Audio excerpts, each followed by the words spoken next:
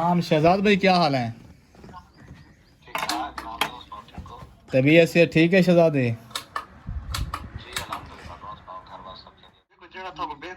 पहुंचो इतने इवेंट वाले डी या उस टाइम या पहले आस उस तरह के बात मैं इंतजाम सोच के रखा मेला उसे इंशाल्लाह ते फुल माल है तेनू इथू टॉप पे होंगे। आज आप मीटअप के लिए जा रहे हैं, कल लोग शहजाद वेला मुंडा से मुलाकात करके आए हैं। असा शहजाद भाई को टाइम घिन चुका है, थोड़े ध्यान बाद इंशाल्लाह जल्द अज जल्द 14 अगस्त तो बाद सारा मीटअप थी वाला बखर दे विच ओ थानू आज मैं जगह भी दसा देसा केड़ी जाते सारा मीटअप करें पे शहजाद उर्फ वेले मुंडे दा।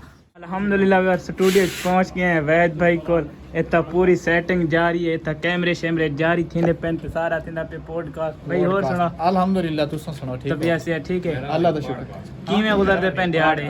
अल्लाह दा शुक्र है दिहाड़े अच्छे गुजरदे पे हैं। अच्छे जबरदस्त के ना तेरा बख्त भाई अल्लाह ताला तेनु बख्त लावे आमीन। और माशाल्लाह बड़ी स्ट्रगल है सारे शहजादे बिरादरी। कैमरे शैमरे लाओ ना जे कैमरे शैमरे पॉडकास्ट करने हैं बात दे दे पे भाई होनी मैच शेक लेंदे पे तुसा हुन भाई साहब बखर ते वन के मेरा पॉडकास्ट देखने तो पसंद आना और इंशाल्लाह। गंदे गंदे कमेंट भी करने हैं गंदे गंदे नहीं अच्छे अच्छे कमेंट ते जबरदस्त ये पूरा वैद भाई दा सेटअप इतना सारा ये मेरा पूरा सेटअप सेटअप। अस्सलाम वालेकुम नाज़रीन, मैं हूँ आरिफ खान ज़ादा और आप इस वक्त देख रहे हैं वाइस ऑफ भक्कर। और आज मौजूद है सैफ स्टूडियो के अंदर, हमारे साथ एक यंग बॉय देख रहे हैं आप। और ये लड़का हमारे बखर से बाख्त अली नाम है और बड़े स्ट्रगल कर रहा है यूट्यूब पर, बड़े ज़बरदस्त ऑडियंस। अल्हम्दुलिल्लाह व्यूअर भाई नाल पॉडकास्ट करा के दे बहुत अच्छा लगा। हुन सारे मीटअप दे बारे सारे व्यूअर नु आगाह कर दियो का केड़ी जेड़ा मीटअप बखर विच शहजाद भाई और मलिक उमैर और सारी जेड़े स्टार आ रहे हैं। जी जी बिल्कुल। अच्छा, मैं अपना बख्त अली थोड़े जितने ही माशाल्लाह इस टाइम व्यूअर्स देते पे सब तो पहले ते मुहब्बतां के तुसां साडे बिरा नाल जुड़े हुए वे और इस बिरा नु सपोर्ट करो, रज के सपोर्ट करो। बड़ी स्ट्रगल कर रहे हैं बंदा और अल्लाह ताला थानू कामयाब करे। मेरी पहली ये दुआ है यार कि तुसां काफी पैसा काफी टाइम ला चुके हो इस चीज जी पे बिल्कुल। और इस दे जिस टाइम थानू सिला मिलना है ना उस टाइम तुहाडे सारे थकेड़े दूर थी वैसे इंशाल्लाह। और हुन चलदे हैं उस मीटअप वाली तरफ। मीटअप दी तरफ चलदे हैं। हुने शहजाद भाई नु कॉल भी करें, कॉल लाइव कर व्लॉग दे विच कॉल करेने तो पूछवा करेने। बड़ी मोहब्बत वाले बिरा इन कसम बात इतने अच्छे ना तो लाइव ना को मिलो ना। इंसान को पैसा डिजर्व नहीं करेंदा जितनी मोहब्बत। नहीं नहीं बिल्कुल, पैसा आमन चीज है बिल्कुल। और इंसान दा खलूस इखलाक जेड़े बहुत बड़ी दौलत है, बहुत बड़ी। और इंसान नु जिथे भी बुलंदियां ते पहुंच वने ना इंसान दा इखलाक म्यार खानदानी जेड़ा बंदा होंदा है ना बख्त भाई जी बिल्कुल ओदे चेंज जेड़ा आंदा है अगर उसनु अल्लाह ताला अता करदा है ना जी बिल्कुल उससे उतना होर ज़र्फ आंदा रहंदा है जी बिल्कुल। कम ज़र्फ नु जेले ओ मिलदा है ना अपना फेम या अरूज मिलदा है अते औकात अपनी भूल वैंदा। 4 बजे स्टार्ट थी वैसी लोग आवना और जेडी टिकट है वो भी रखी हुई है क्योंकि स्टार जेडे आ रहे ने उन्हां नु माशाल्लाह अच्छा खासा प्रोटोकॉल हो सी और आज दे दौर विच फ्री कोई नहीं आंदा। टिकट ई मेरा व्यूअर 300 रुपया पॉडकास्ट से तू के दसा है ये वीडियो जरूर देखनी है यार, खासकर वो लोग जेडे के कुछ बनना चाहते हैं। हां व्यूअर वेले मुंडे नाल मुलाकात करना बड़ा मुश्किल है। इतना मुश्किल है एक आम बंदे नु आम आओ मिलो 24 तारीख नु 300 रुपया टिकट कोई टिकट नहीं है ठीक है। साढ़े मजबूरी है असा टिकट ही ना रखेंदे लेकिन यार असा खुद स्टूडेंट है ठीक है। मेरे नाल मेरी टीम दिखा शुद्ध यतीम टीम है। दे दे पे कैमरामैन बैठे कॉल करने थानू आज दे व्लॉग है लाजमी कॉल सुने ठीक हो गया और बंद कर। देखो वेला मुंडा है कितना सोना चोर है डेडे जा रही है कॉल उठाएंगे। शहजाद भाई जो है ना वो रात लेट ऑनलाइन है कॉल उठाएं। व्यूअर शहजाद भाई दी कॉल आ गई है मीटअप के हवाले नाल ओ सुन दे पैन खसूसी जगह ते वहां पे वो मेहमान बैठे ना पीछे कॉल। वालेकुम अस्सलाम शहजाद भाई, क्या हाल है?